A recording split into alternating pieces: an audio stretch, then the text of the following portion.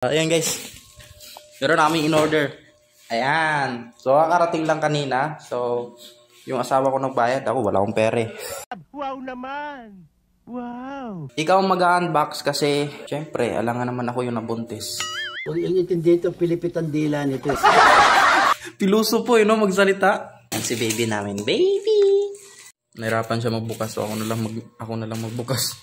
So ayun guys, napakadelikado nga pa talaga niyang buksan kasi baka ma-once na pagupit ayun no, madiretso. So ayun, dinandahan ko lang tsaka inayos ko nung maigi. Buksan mo na. Ano pa lang? Yun, astig, gagi. Legit nga. So in-order lang din namin to sa TikTok. So click nyo na yung yellow basket. Ayan, mag-endorser naman tayo guys ha. Masyado kasi siyang advance guys. Di pa nga namin alam kung anong gender ng bata. Ano ba pakialam mo? Tapos bumili agad siya ng ganyan. Sana all. Na pinunit mo? Oo. Yung ito? Yung cover? Ano man to? Seryoso ka?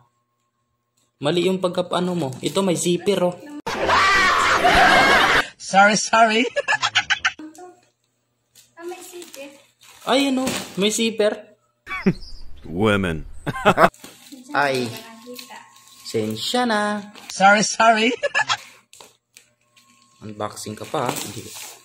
So ayun guys, legit siya. Ang ganda. Ang cute ng unan. Parang duwende. Parang duwende. Seryoso? Or tipid lang sila maglagay. Sa baby kasi baby pa lang naman para hindi maano. Hindi matakpan yung. Ganun pala yun. Tanga talaga. Ang astig guys. Wow. Ang astig. Oo nga, di nga malalagyan ng lamok. Kasi naka-mosquit. Ang astig guys. Gaging ganda. Buksan mo, tas ito, ipasok mo dyan. Wow.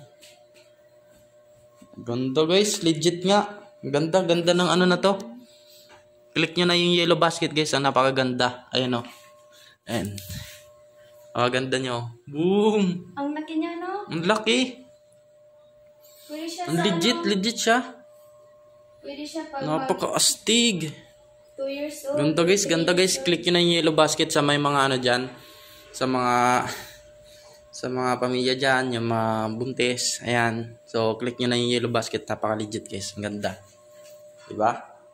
Astig.